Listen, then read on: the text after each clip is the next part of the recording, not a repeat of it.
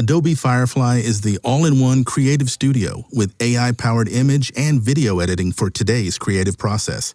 Built for creators of every kind, Firefly helps you generate, edit, and experiment fast.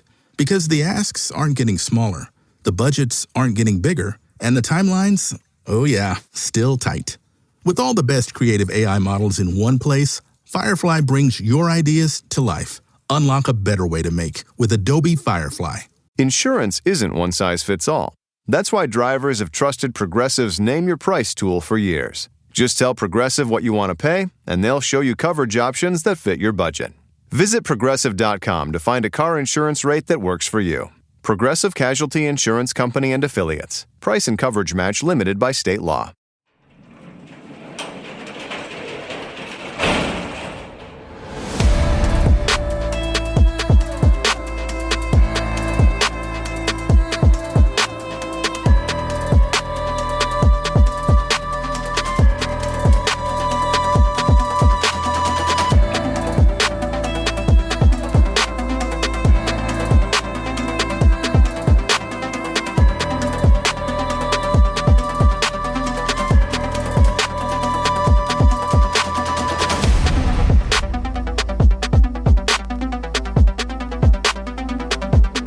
Welcome to True Crime Garage. Wherever you are, whatever you are doing, thanks for listening. I'm your host, Nick, and with me, as always, is a man who, when he mentally pulls a beer from the fridge, he gets a nosebleed. Here is the captain. And I don't just pull one, I pull two. It's good to be seen and good to see you. Thanks for listening. Thanks for telling a friend. This week, we are very excited to be featuring Cloud Machine by the amazing brewers over at Tree House Brewing Company. Cloud Machine is a New Zealand-centric double IPA with notes of sweet peach juice, grapefruit candy, honeydew melon, and white grape. And with lots of New Zealand hops, Cloud Machine will have you flying high, my friends. ABV 8.4%, garage grade 4.5 bottle caps out of 5. And let's give some thanks and praise. That's right, raise them high to our good friends for helping us fill up the old garage fridge. First up, a big cheers and thank you to Cher in Holyoke, Massachusetts. And a big We Like Your Jib goes out to Travis from Farmingdale, Maine. Next, here's a cheers to Danielle in Melfa, Virginia. And last but certainly not least, a long distance cheers to Erica in Dublin, Ireland. Everyone we just mentioned, they went to truecrimegarage.com and helped us out with this week's beer fund. And for that, we thank you. Yeah, BWERUN Beer Run for everything true crime. Check out truecrimegarage.com. While you're there, sign up on the mailing list. And that's enough of the business. All right, everybody gather around, grab a chair, grab a beer. Let's talk some true crime.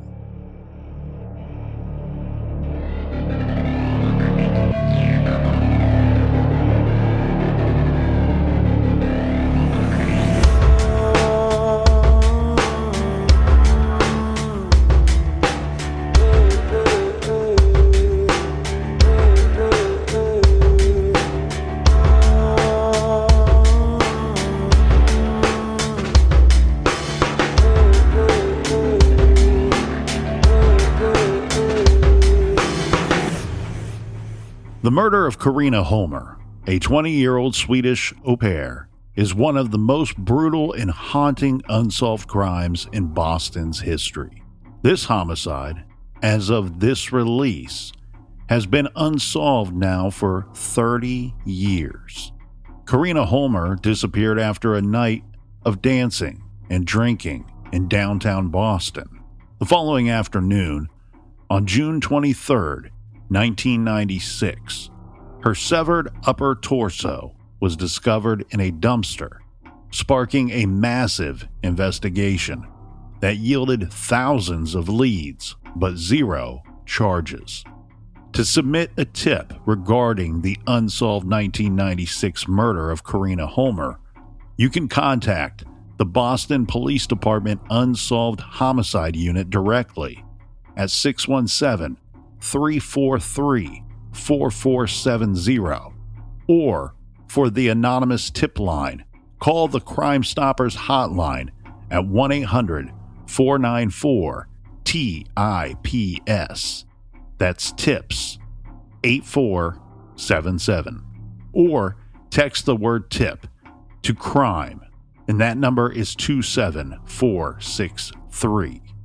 The case remains active, and investigators are continuously seeking any information that could lead to a breakthrough. In this week's true crime story, a young woman comes to the United States to pursue the American dream. She does everything right. She finds a safe position in childcare. She leads a relatively low-risk lifestyle. She follows the rules, is considered sensible and reliable. But suddenly, after a night out with friends at some Boston clubs, she disappears. She's not missing for long, or at least half of her is not. The other half, her lower half, has never been found and presents a mystery now 3 decades old. This is True Crime Garage, and this is the case of Karina Holmer.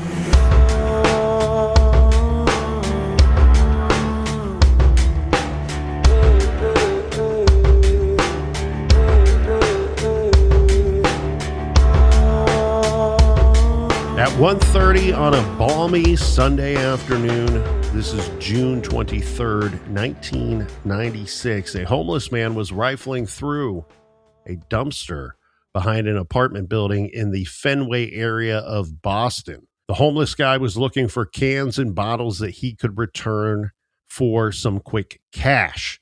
But in sorting through the dumpster's contents, he noted a large forest green trash bag, which was placed over the opening of another large green trash bag, and the contents were solid, firm, and very heavy.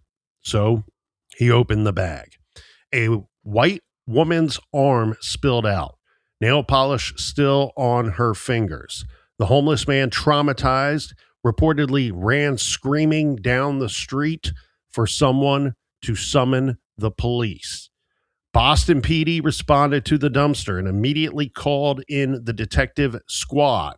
Detective Thomas O'Leary, a classic Boston Irish name, inspected the 2 trash bags and their contents, which weighed about 48 pounds. The female arm was part of an intact top half of a woman. She had been neatly severed in 2 at the waist. Her bottom half was not in this dumpster. A terrible find on a Sunday afternoon. This is going to lead to an autopsy, of course. The young woman's body had no markings, no bruises, no significant scratches, cuts, or any signs of defensive wounds, or even a struggle. No signs of a struggle on the body, or at least this portion of the body that was recovered from the dumpster. The only markings seem to be here, Captain, those that are relating to her cause of death. The pathologist examined the markings on the neck, found on the neck of the dead young woman, those plus the other signs of strangulation such as petechia and edema of the lungs, called for a ruling that she had died from ligature strangulation. So please note here, not manual strangulation, ligature strangulation. So a rope or cord was most likely the implement used here to cause her death. After death, the victim had been efficiently cut in half with a large toothed blade consistent with a power saw, and her body had been drained of blood and washed.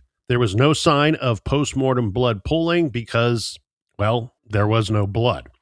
The police have not revealed what kind of saw was used, if they know. But according to the Boston Herald, quote, among the items police were seen collecting from the dumpster and, or we should note the one next to it, was a round metal disc that appeared to be a blade for a circular saw, but investigators would not confirm that. So we have no defensive wounds, but we have marks of strangulation, and then we have body dismemberment. Yes, and when we say drained of blood, that could have happened during the dismemberment. well, absolutely it would have. I mean, I I think that it would be highly unlikely that someone went to the effort of draining the blood and then decided to cut the victim in half. Right. I want to note something here with the ligature strangulation and the lack of any type of defensive wounds. We do need to keep in mind that there could have been marks on this woman, on this victim, that simply weren't seen because, unfortunately, we've not recovered the entire body here. Right. I think that it's probably not likely because we have recovered the upper half, and that's typically where you will see defensive wounds, where you would see additional ligature wounds, where you would see bruising, signs of an attack or any type of trauma. A ligature strangulation, this could be as simple as someone choking her, strangling her from behind with a cord or rope or wire or anything of that nature. Yeah. I would like to know a little bit more about the marks and the markings on the neck area, because I think that could be a little more telling. The investigators since have made mention of a power saw, implying that a power tool was indeed used. The FBI's tool mark program was consulted to try to determine the specific blade utilized here. But if investigators are certain about the specific implement used, they have never stated so publicly. The young woman had been killed very shortly before being disposed of. Quote, she wasn't dead very long, end quote. This was an unknown Boston Police Department officer, quote. And then another officer referred to the situation saying the body was fresh. Her body was subjected to analysis using super glue fuming and alternative light sources in hopes of locating trace evidence. Investigative theories arising from the cause of death included accidental death during bondage as part of a sexual activity, or she could have just been strangled by someone who wanted her dead. As for why she was bisected and disposed of separately, there were essentially three theories right out the gate here from the general public. One was that her killer needed to cut her in half in order to facilitate transportation and disposal. Two, right. It was possible he wanted to hide evidence of sexual assault. Well, that's maybe why we don't find the bottom half. And three was that he was a sicko who had some kind of paraphilia that involved dismemberment. Yeah, well, the dismemberment is telling us one thing, my friend. We're dealing with a different kind of monster. On hearing the news that an unidentified young woman had been found dead, several Swedish au pairs contacted the Boston Police Department saying that they had not heard from their friend in about 36 hours' time. And their friend, her name was Karina Holmer.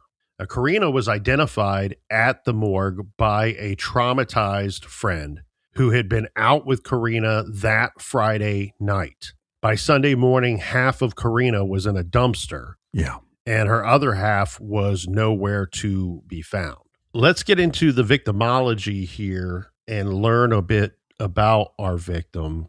Her name again is Karina Erica Holmer. She was born on September 7th, 1975, and she was the second oldest of four daughters. Well, like you said, she's Swedish, but she's coming to America. She's in Boston for work. Correct. And her father is a Swedish metal worker, born in Sweden, and her mother was from Germany. So she was Swedish and grew up in the village of Skillingyard, a dairy farming village of barely 100 residents. As a child, Karina was sporty and outdoorsy. She was in the Swedish equivalent of the Girl Scouts.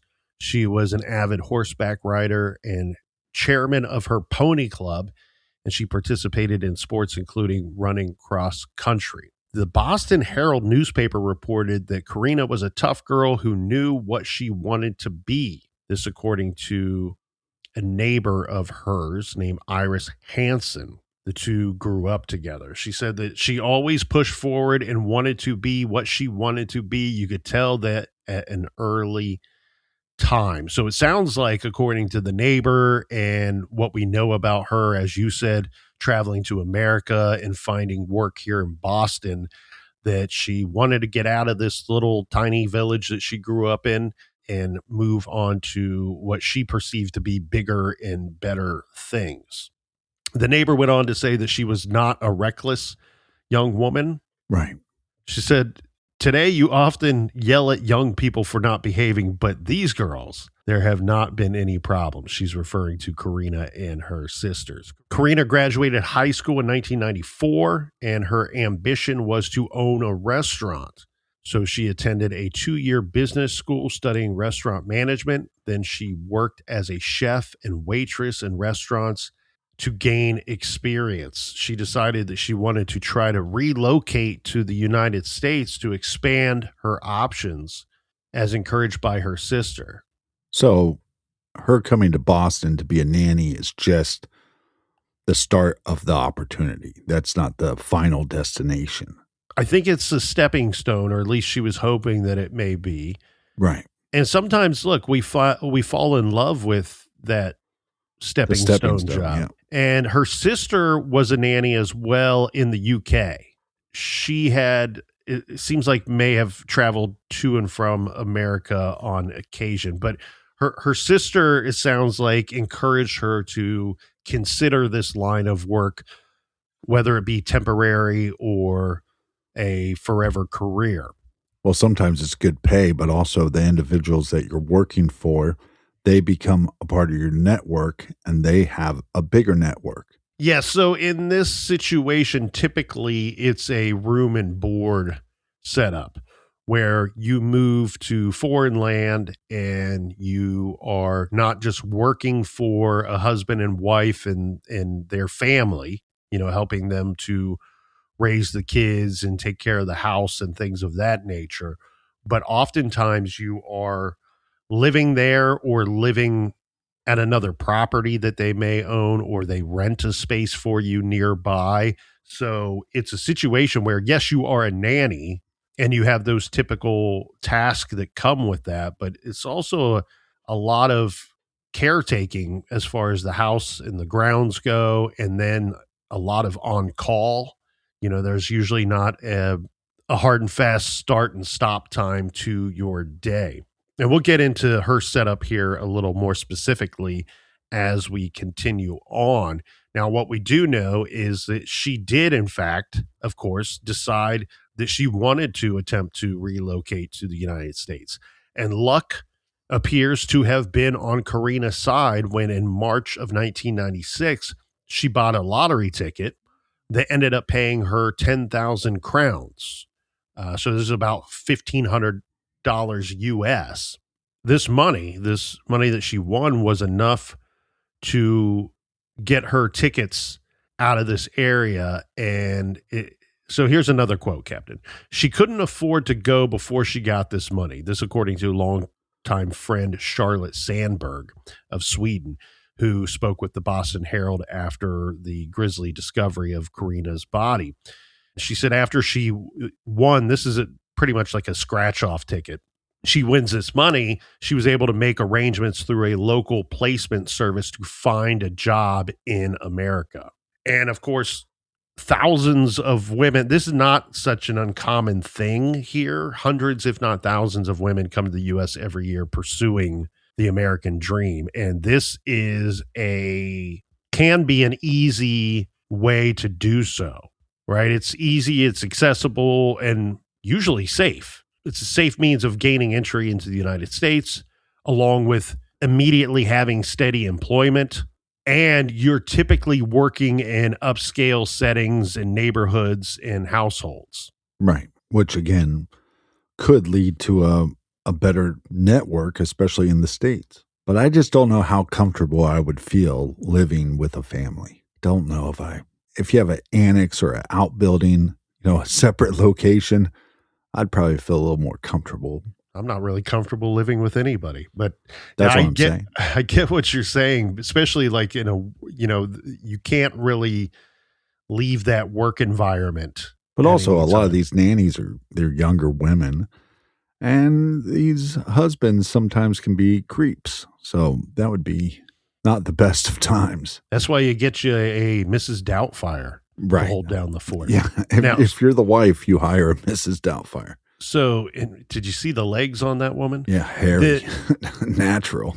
The one thing that's really cool about her setup, though, is yes, this is going to be living and working in an upper middle class area. She's going to have immediate, consistent employment, because that's what's terrible. I mean, can you imagine going all the way to another country and looking for work? One, would be very difficult. And then two, finding something. This is very concrete. While nothing's guaranteed, the family that you're going to is relying on you as much as you are relying on them, right? If they decide they don't like you tonight and kick your butt out the door, they don't have childcare tomorrow morning. Right. So it's a very reliable job.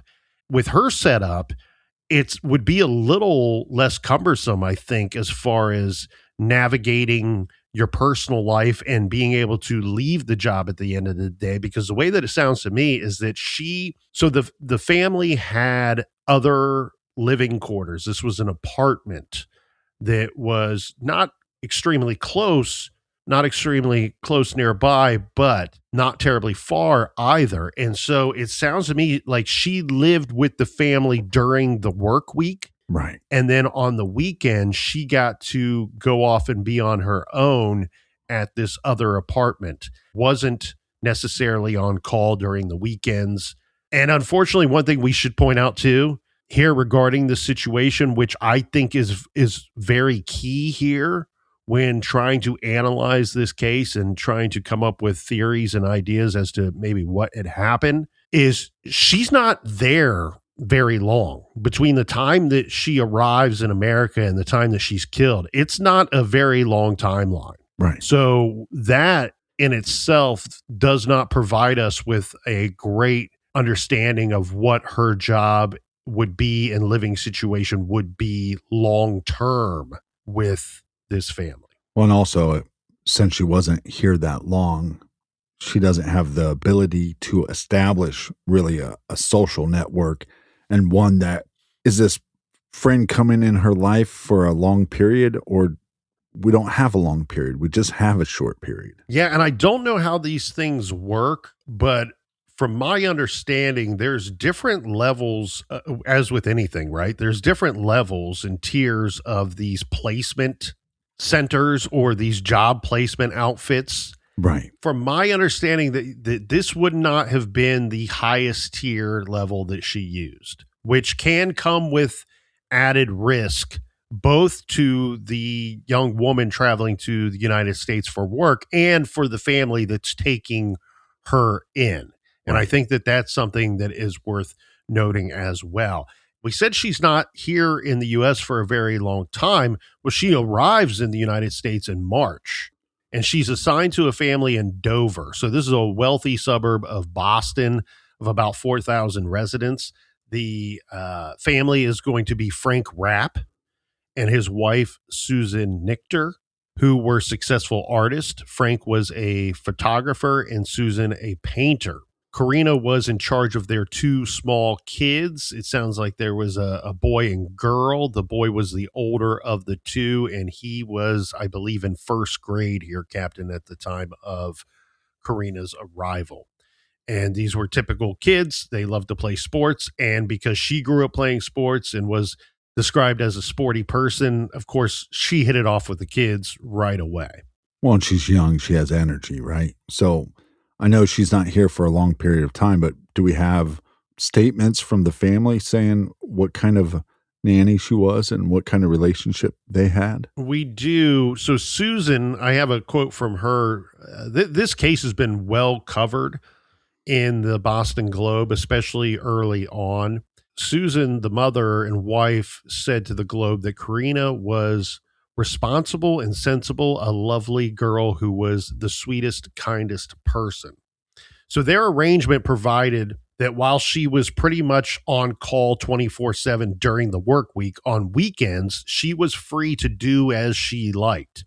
Right. And luckily for her, the family owned this small apartment at 327 A Street in the Southie area of Boston.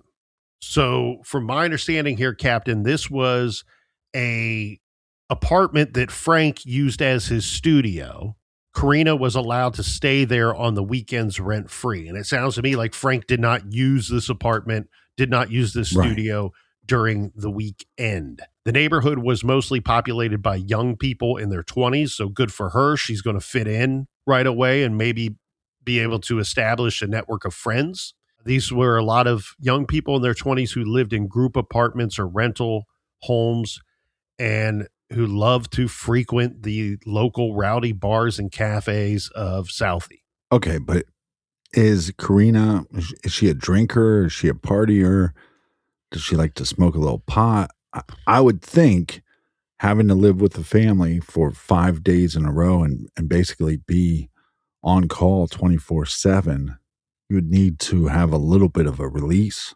You're going to need a release. The interesting thing to me, too, with her goals and her passions of wanting to be a restaurateur, I would be using the weekends to hop restaurants and bars to learn the local scene and learn from, because we're doing it very differently than what they're doing in Sweden. Not to say that we're doing in Boston, better, but yeah. But not just in Boston, but it's a pretty quick commute to New York City, some of the best restaurants in the world. She's an outgoing girl. She's fun.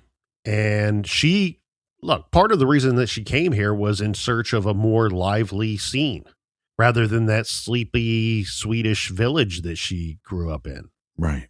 Now, of course, drinking age here is 21. So a 19-year-old Karina manages to get a fake ID so that she could get into the bars and the clubs. Right. And some of them, we know the places that she frequented, and the ones that are noted are Club Zanzibar, which sounds like it was very hip at the time, right, and Mercury Bar, both very popular with foreign individuals as well in town. So her weekends were filled with bar hopping with friends who considered her an angel. She was not known to go out alone.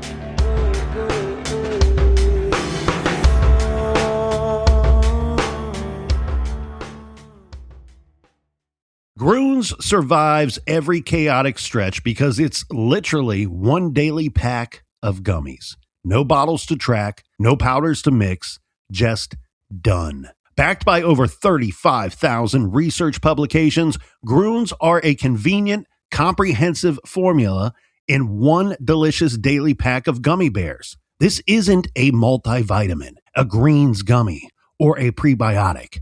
It's all of those things and then some at a fraction of the price. Groons have more than 20 vitamins and minerals and 60 ingredients, which include nutrient-dense and whole foods. Plus, their daily pack of gummies has 6 grams of prebiotic fiber, which is 3 times the amount of dietary fiber compared to the leading greens powders and more than 2 cups of broccoli. They're vegan, nut-free, gluten-free, and dairy-free with no artificial colors or flavors. And bonus, they taste great. Save up to 52% off with code GARAGE at Groons.co. That's code GARAGE at GRUNS.co. IXL keeps it fresh all summer long. Without regular practice, kids can lose momentum over summer break. IXL helps students stay sharp and confident so they're ready for the next school year.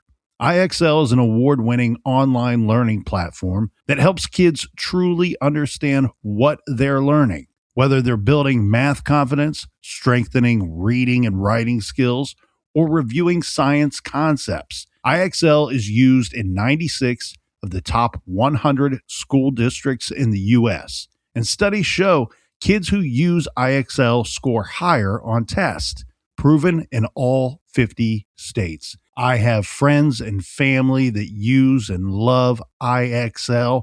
Why? Because it matters and they see a big difference. With IXL, you get instant feedback with clear explanations. Everything's organized by grade level and skill level. Plus, it's easy to track your child's progress. And They have flexible summer schedules. They work around your kids' summer schedule. And in fact, summer might be one of the best times of year to use IXL. Make an impact on your child's learning. Get IXL now. And True Crime Garage listeners can get an exclusive 20% off IXL membership when they sign up today at IXL.com/garage. Visit IXL.com/garage to get the most effective learning program out there at the best price. So many people are focused on where their money is today. Acorns is the financial wellness app that cares about where your money is going tomorrow. And with the Acorns Potential Screen, you can find out what your money is capable of.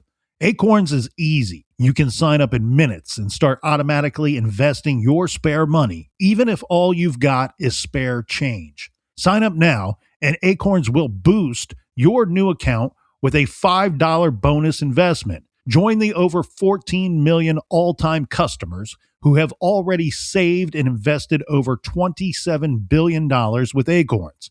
Head to acorns.com/garage or download the Acorns app to get started.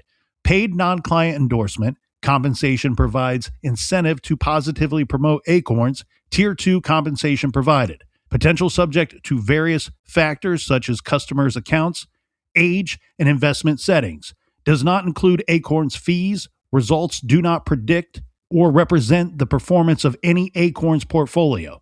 Investment results will vary. Investing involves risk. Acorns Advisors LLC, an SEC registered investment advisor. View important disclosures at acorns.com/garage. Mint Mobile plans are only $15 per month. Wondering what's the catch? There isn't one. There are no gimmicks and no gotchas, just unlimited talk, text, and data, fast, reliable coverage on the nation's largest 5G network, and an award-winning care team. That makes Mint Mobile a catch. Since switching to Mint Mobile, I am getting the same great service as I got with the bigger, more expensive carrier, but I'm saving $10 a month. And to be honest with you, the service might even be better. To get your new wireless plan for just $15 a month, go to mintmobile.com/TCG. That's mintmobile.com/TCG. Cut your wireless bill to $15 a month at mintmobile.com/TCG. That's it. There's no catch. $45 upfront payment required, equivalent to $15 a month. New customers on first 3-month plan only. Speeds slower above 40 gigabyte on unlimited plan. Additional taxes, fees, and restrictions apply. See Mint Mobile for details.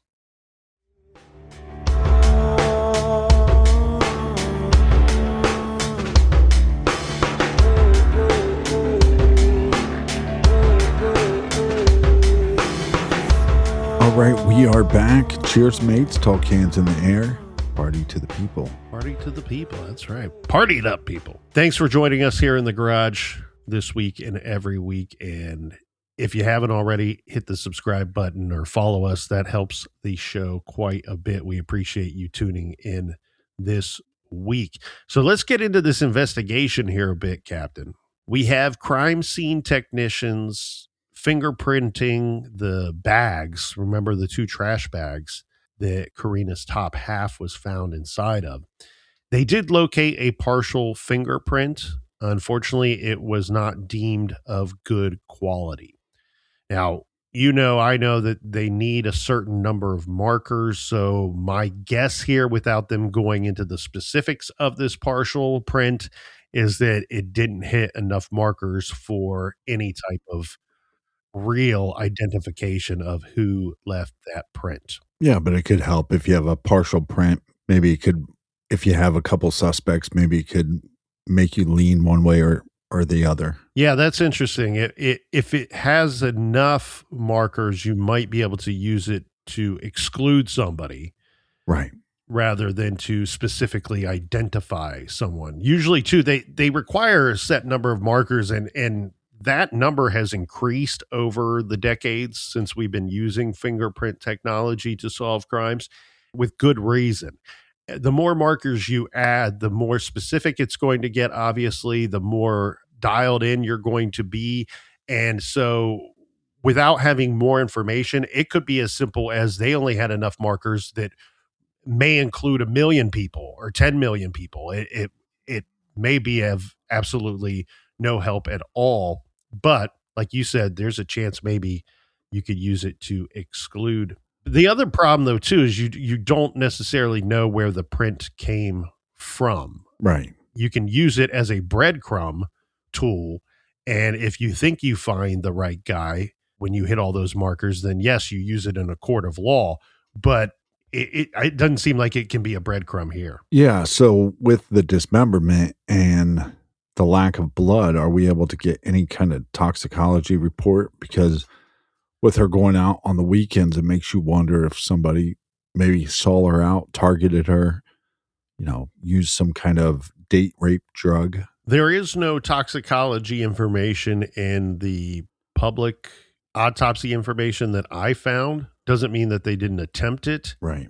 Of course, the lack of blood will make it extremely difficult, but one would think that some of that is found within the organs themselves. So you would think that you could still perform that on some level. We should also note, though, that one thing that's troubling about date rape drugs, not all of them, but some of them, is that they leave the system rather quickly. Yeah, or they're disguised as something else. I think one of the interesting things here, though, is you said that when the individual that found her in these bags, these are green bags. I think that's kind of unique as far as a trash bag goes. Yeah, the crime scene analyst and the crime lab, more importantly, will analyze these greenish black trash bags, or forest green as sometimes they're referred to, hoping to identify the manufacturer. Sometimes they have success with this, and you're looking at microscopic fibers, you're looking at plastic lining, you're using special lighting. There's a lot that really goes into this. And again, sometimes they have success. We've seen this in other cases where they've had success. However, these appear to be, or at least we've been told that their findings were that these were widely distributed bags that were sold for a long time. That it was really of no, just like the fingerprint or partial print of no help. It doesn't point them in any one direction. So can you imagine being the detective? We got a fingerprint, yeah, but it's not a full print. These bags, are they unique? No, not really. Toxicology report? No, not enough blood. Well, the thing here that I think you have a couple of things going for you if you're the investigator on this that will give you some confidence, right? The print you're excited about turns out to be nothing. Bags, maybe we could get something here. Nothing. But Boston, like most major cities, unfortunately, they're no stranger to homicides and homicide investigations. And so you're going to have seasoned detectives in this realm of investigation. You're going to have seasoned crime techs. You're going to have people that know how to work this evidence. You have big department, big resources. So you have those things going for you. And I tend to believe, and I think that the statistics will back this up, that murders while there are more of them in larger cities, I think that they tend to have a higher, if you got a good department, you have a higher clearance rate on those homicides. And while the dismemberment may appear to be suggestive to the general public in one manner, it's oftentimes suggestive in another manner, an entirely different manner, to investigators that have worked a case like this before. While it's rare, it's not as rare as people think that it is, and the general public tends to associate dismemberment with something with a monster of the level of a Jeffrey Dahmer or Rex Heuermann. Robert Pickton, a Rex Heuermann, somebody of that nature, where typically where we see the majority of dismemberment with a homicide, it's usually somebody very close to the individual because it's done for the purpose of masking their identity. Right. One, and two, hopes that they're never recovered. And I don't know that that's the case here, but I just want to point that out going into this as we kind of attempt to tear through this Yeah, evidence. but think about the detective. He's going to work and he has to ponder this idea of, are we not finding the bottom half of the victim because of concealment? Or are we not finding the bottom half of the victim for sexual fantasy reasons? This is a disturbing case. Oh yeah, absolutely. And I can get into my opinions on that if you want, or we could move forward with some of the investigation. Because back to the idea of that it could be someone that she knows, as would be the case with any homicide, you're going to retrace Karina's last movements, try to figure out where she was, to figure out what happened to her and who she could have been with. And they would quickly obtain a list of individuals that Karina was friends with, and then they're going to question them one by one. They learned that Karina had been picked up at Frank and Susan's house in Dover on Friday afternoon, June 21st, by a friend. That evening, Karina hosted her friends at Frank and Susan's Southie apartment, where she stayed on the weekends. Police noted that there had been several complaints from neighbors in the apartment building about late night noise made by Karina and her friends. We're not stating on that particular evening. We're stating during her time staying there. Right. It seems like Karina and her buddies were partiers, although they weren't rowdy or disruptive. They were just, younger folks, and they were loud. And this, keep in mind, this is an apartment. These are close quarters where everyone's living. We've all been there. Yes, which is really interesting for this case when you look at it, because the people that lived closest to her in these apartments said that we lived close enough that we could, even when she wasn't being loud, not being social, not having friends over, we could hear her come and go. Right. And while we heard her and her friends there for a portion of that evening, they all went out and they hit the bars and they hit the clubs. And so they know, according to the people that live there, that they left that night, and nobody that lives there says that they ever heard her return. Now, that's not 100% confirmation that she never made it back there, but police have said, we don't believe that she made it back there. We don't see evidence that she made it back there. And then the people that lived there who said, well, it didn't matter the hour we heard her come and go, we didn't hear her return that night. Well, like you said, close quarters. So, you might not be able to hear her in the apartment, but when she's leaving the front door or leaving the front door to the actual apartment building, most people can hear that. And you kind of get a sense of that if you're living in an apartment building. So on this particular night here, Captain, it was the summer solstice, which is a big deal holiday in Sweden.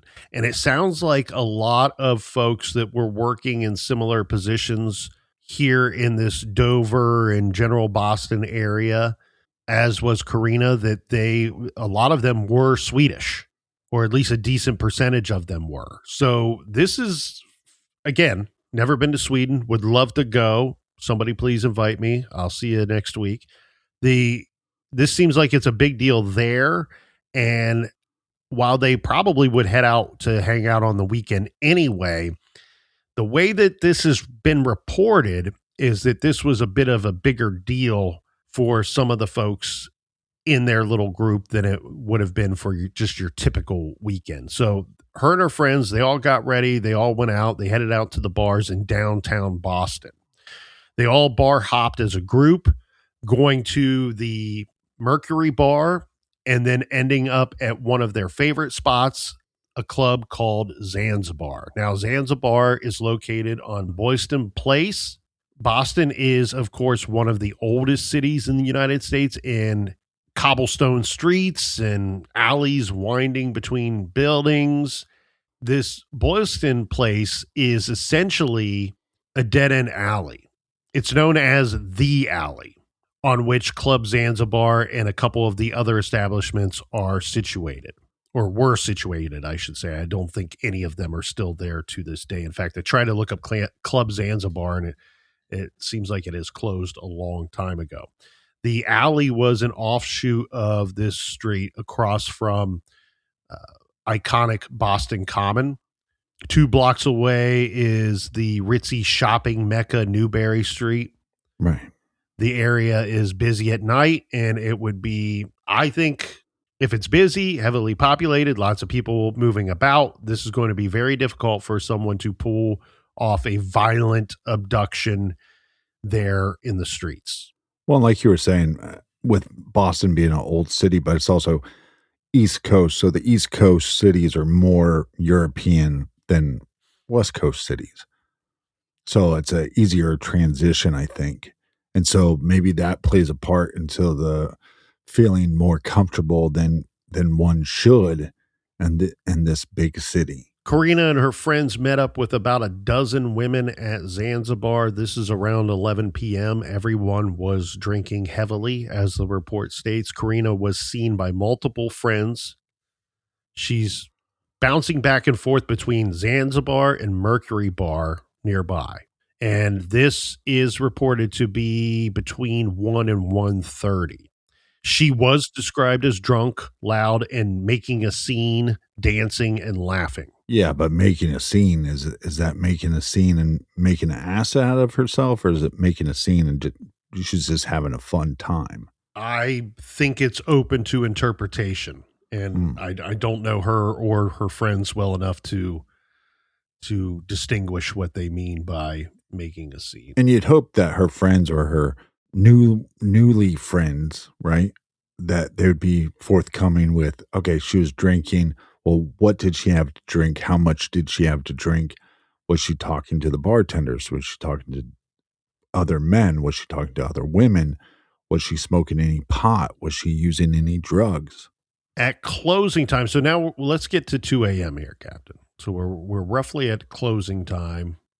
You ain't got to go home, but you can't stay here. Karina was noted to be very intoxicated. This is what the people with her are saying. And also at least 1 or 2 of the people working at this Zanzibar. So we have bar assistant Scott Fainer, who later told the Boston's WGBH that he saw Karina there at Zanzibar at 2 a.m. He describes her as passed out at a high top with her head in her arms, right? So she got the arms folded on the table, head down. Been there. And I guess he's assuming, or someone that he spoke with assumed, that she was passed out. The bartender working that night asked Scott, who was also working that night, if he would walk the drunk young woman to a taxi. But so Scott tells WGBH that by the time he got back he had to run something to the back of the bar after being asked to do this. He runs something to the back of the bar. He goes back to retrieve her to walk her out, and she's gone. I've heard and reviewed several different versions of this story. They're all very, very similar. The part that's not included in the notes that I just went through here, Captain, is that the bar called the taxi to have it out front. Right. So that she could be walked out and put into a cab. And which I don't like this, because it's like, put her in the taxi and now it's not our problem. True, but this is not uncommon. No. It's extremely typical. And 2, look, there's a lot of things that are common that we could change. We could change and maybe make this better, but at the same time, people are adults, and you go out into the world, and you can conduct yourself as an adult, or you could not. Well, and I don't like her friends. Where are they at? Why are they leaving her behind? That's again difficult to to say if they left her behind or if she was busy running about back and forth between these two places on her own. I mean, we've all been there, right, man? Where you're like, hey, dude, hey, bro, you probably shouldn't do that. Hey, why don't you stay with us? And there's no convincing. Right. So there's nothing worse than trying to reason with a drunk person. Again, though, this is also, we're not talking about like lifelong friends. She's not been there very long at all. Right. She's not been in the United States. Well, again, and also if her friends are Swedish, which it sounds like most of them were, again, not understanding the dangers of a big city. Yeah, I mean, look, we've all been there. You and I have not experienced the foreign part of it, but we've all been there. She's young. She's young. She arrives in March. She's killed in June. I mean, that makes that does complicate matters a lot, I think, in this case. No, and I think the thing too is it doesn't matter if she partied on a regular basis or not. But it has to be a warning when, whether you're male or female, when you get this intoxicated where other people are taking note of your intoxication level, you become a target for dangerous people. Absolutely. So you mentioned friends. Let's talk about, so one of her friends is a 21-year-old who, this is the friend that had to go to the morgue and identify Karina. Now, she's not been named publicly, but what she has said, what this friend has stated, is that she had seen Karina leave with a, quote, older man. Now, Karina's 19, so older man, I mean, that's a bit of a broad. He could be 25. Statement. Exactly. Yeah. Stated that they were, quote, going to an after hours party. She then says the next time I saw her was to identify her body. Now, of course, this is a statement, so it's not all that clear that Karina did, in fact, go to a party. Right. This older man thing is an interesting lead. The party's an interesting lead here for the investigators.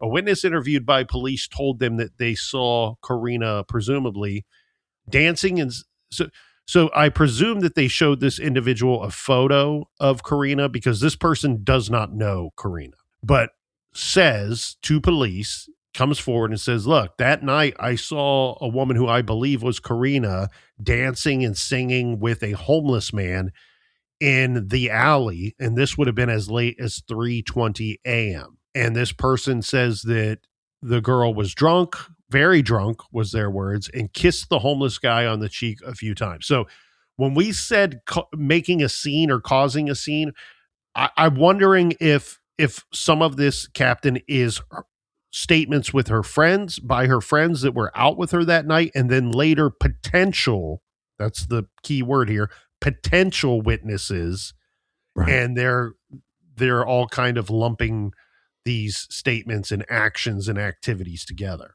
And yes, this eyewitness was shown a picture of Karina, but she's not friends with her. So is she identifying Karina or is she identifying somebody else?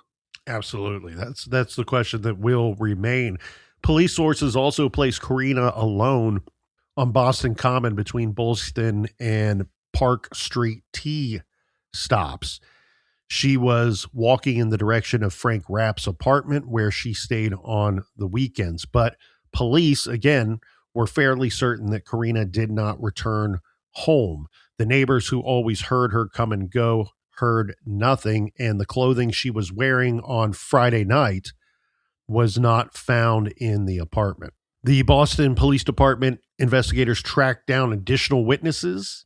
Again, I would say potential is the key word here, who said that they saw Karina between 3:30 and 4 a.m. in front of a store 24 located at the corner of Massachusetts Avenue and Haviland Street.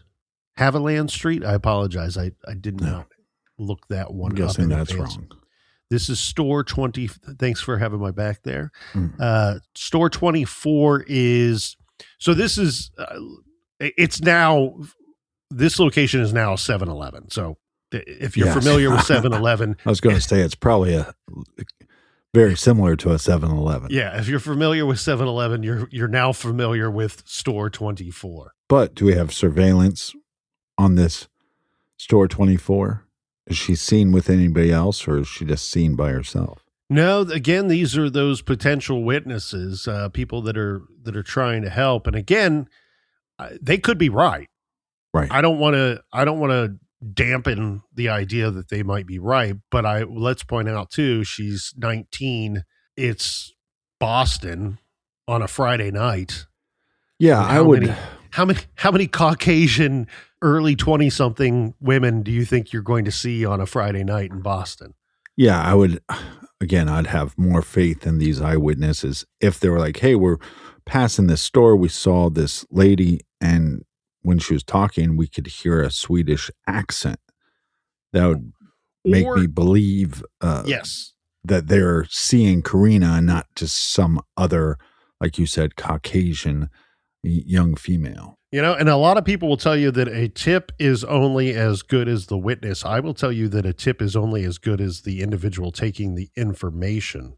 That's true too. So look, and the reason why I say that is a younger cop, maybe not as experienced, would go, oh, ooh, we got some information coming in here. I want to make sure I get this down. Tell me this. What did you see? But then I'll jot everything down. My first question would be, what was the individual wearing? Yeah.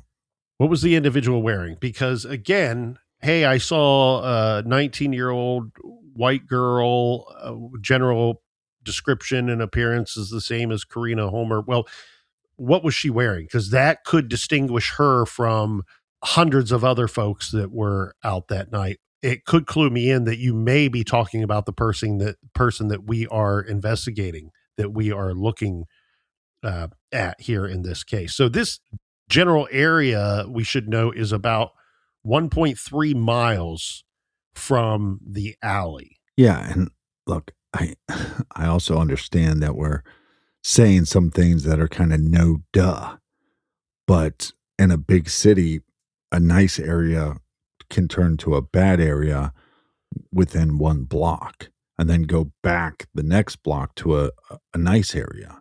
So what you're saying is where these eyewitnesses claim to see her at the Store 24, that's within a mile and a half from where her body is discovered? No, this is 1.3 miles from the other potential sightings of her that night. And if you were to follow the timeline, this is the latest potential marker here. So Right. Let's say that was her. After that, it appears that it's really anyone's guess as to her movements that night or who she may have encountered. Because what we do know is, unfortunately, she's found in the Fenway, a block from this Store 24, in that dumpster. So this is the 1091 Boylston Street apartment building dumpster, which is off of Ipswich Street.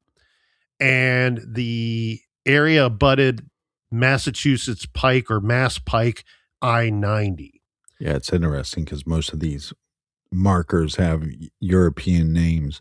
With her being seen so close to where she's discovered, to me, it feels like this crime took place within that area. Because what's the time difference? What's the gap in time between where she's possibly last seen and when she's found? She's found the next day, right? Yes, it's 36 hours. So she goes out that Friday night. She's partying until the early morning hours of Saturday. So from the 24 store, from that sighting, if it's her body is found a block away in that dumpster. Mm-hmm. But we're seeing her, or the eyewitnesses are seeing her. She goes partying Friday night, but now this is Saturday morning, but she's found on that Sunday. So we got 30 some hours. Does that tell you anything, or do you speculate? Is the crime happening immediately, or did this person take her somewhere?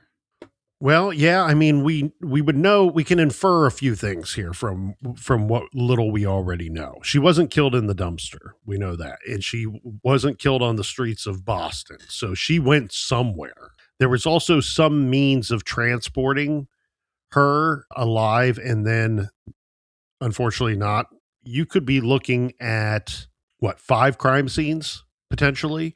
You have the encounter, you have the travel together, whether it's willing or unwilling. You have the location where she was murdered. I would assume that she was dismembered in the same area, in the same space that she was killed. That's typically the situation. Makes the most sense. And it's also a heavily populated area, so that would make even more sense. And then transported once again, and then the dumpster. So likely 5 crime scenes. And possibly more, depending on what happened with the other half of the body. I mean, I know this is crude talk, but it's a true crime show, so here we go. But I'm putting out a call to action if I'm detectives and saying, did anybody hear somebody in their apartment building using some kind of saw? Because that's not a quiet instrument. Right. And this unfortunately reminds me very much of a case that we covered 2 years ago here in the garage. Rashawn Brazil was killed in Brooklyn, New York, and somebody had used a power saw to dismember his body. Remember, they recovered him in trash bags in the subway, down the subway tunnels. Well, yeah. Horrific case, horrible case. Turns out the offender was a serial killer. They is accused of having killed others, and unfortunately, there's not been a conviction in Rashawn Brazil's case. And we had the wonderful opportunity to speak with his mother. We had the privilege of speaking with his mother, Desire, who is very upset with where her son's case sits today and should be. That what they decided to do was, because the individual was locked up for another murder, they were not going to take to trial her son Rashawn's case. So it's an outrage. I don't sound so outraged here now in the moment, but believe you me, when we covered this in March of 2024, you and I were very angry at the system at that time and didn't feel that they were doing enough for this victim or Rashawn's family in that regard. Plus, the guy that killed him needs to be locked away, throw away the key forever and ever. Amen. Right? This guy, if he's breathing, he's a danger to society. So while I'm not going to stand on a hill and claim that you and I are the brightest bulbs in the garage, I will say that, a couple times a week we get things right. And the one very simple thing we got right with the Brooklyn case, with Rashawn's case, is exactly what you just said here, my friend. Did you hear a power saw? That's your question. When you're doing a knock and talk, right? The old knock and talk. Knock, open up the door, talk to me. Did you hear a power saw? Do you know anybody that owns a power saw? Do you own a power saw? My whole first 3, 4, 5 questions are going to rotate around a power saw, and then we'll take it from there. Now, while they're not incredibly uncommon, you are exactly right. They are loud. We just talked about Karina's living situation on the weekend. Those people heard her come and go when she was alone. If somebody plugs that baby in or powers up the battery and flicks that switch, we've all heard one kick on. They're loud. Well, it's also the different saws would have different sounds. Not saying that the ear witness would know that, but I think that could give us some kind of frame of reference of what kind of instrument we're looking at. Yeah, I think, and I'm just going off of what seems logical. I have nothing else to base this off of here, Captain.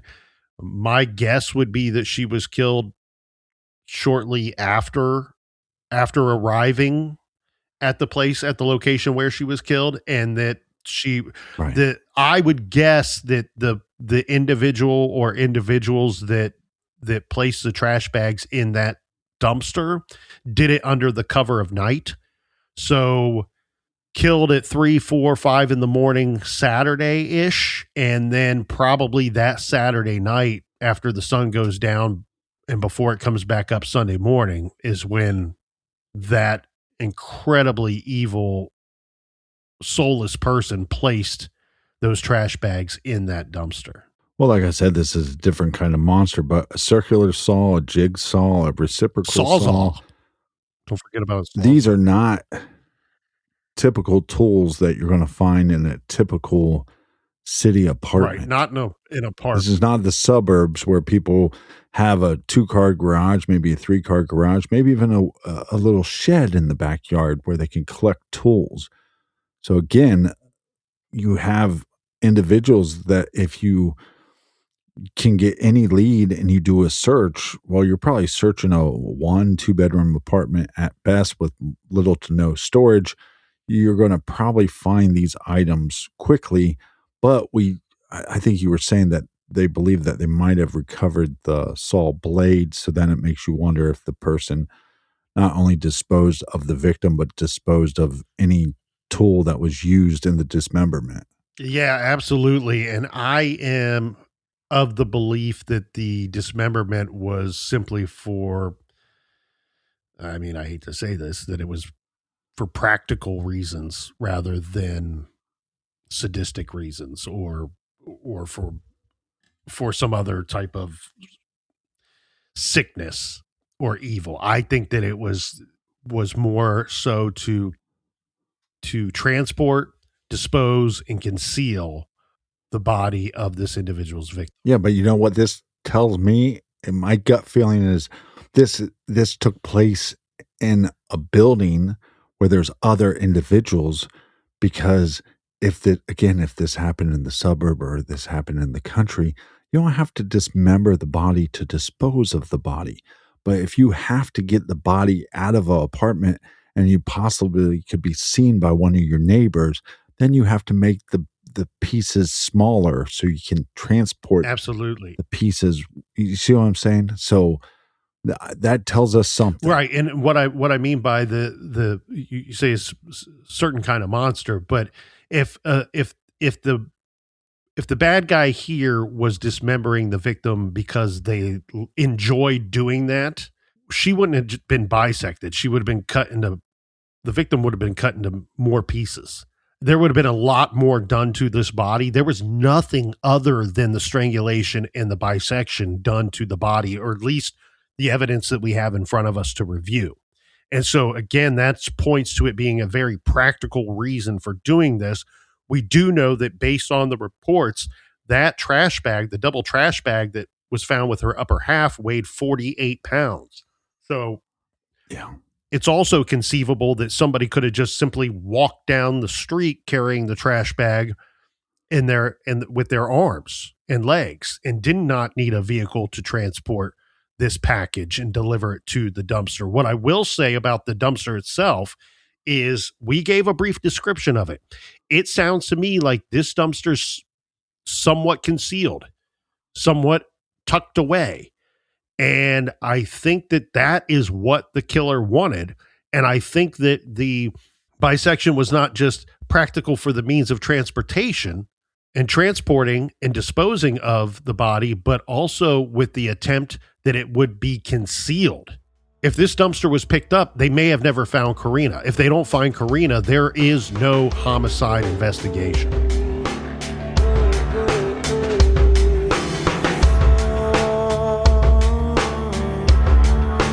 I want to thank everybody for joining us here in the garage. Thanks for telling your mother. Thanks for telling your brother. So much more to get into in this brutal true crime story. Until the next episode. Be good, be kind, and don't litter.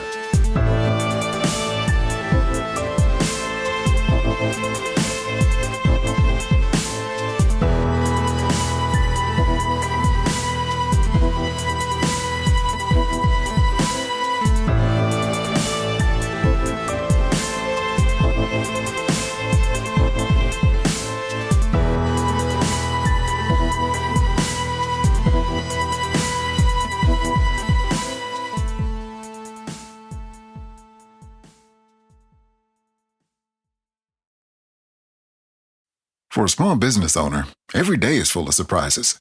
Some great, some not so great. Like when a client cancels their order at the last minute. But here's a surprise you will like. Progressive provides small business owners with 30 customizable coverage options to help keep their business going strong. So go ahead, surprise yourself. Get a quote in as little as 8 minutes at progressivecommercial.com. Progressive Casualty Insurance Company and affiliates and third-party insurers. Coverage is not available in all states or for all vehicles and coverage selections. This is a Monday.com ad. The same Monday.com helping people worldwide getting work done faster and better. The same Monday.com designed for every team and every industry. The same Monday.com with built-in AI, scaling your work from day one. The same Monday.com that your team will actually love using. The same Monday.com with an easy and intuitive setup. Go to Monday.com and try it for free. Yes, the same Monday.com.